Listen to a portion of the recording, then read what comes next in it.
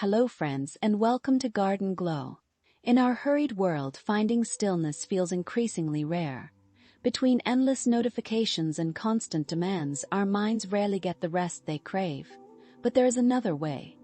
A garden, no matter its size or budget, offers something profound, a place where time slows and peace returns.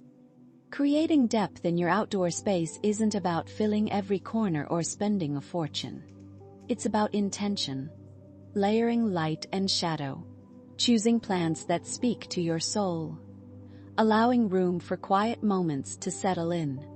The magic lives in the spaces between, where breath comes easier and worries fade. True lushness doesn't mean clutter. It means choosing wisely, a few beloved plants given room to thrive, textures that complement rather than compete, design that breathes.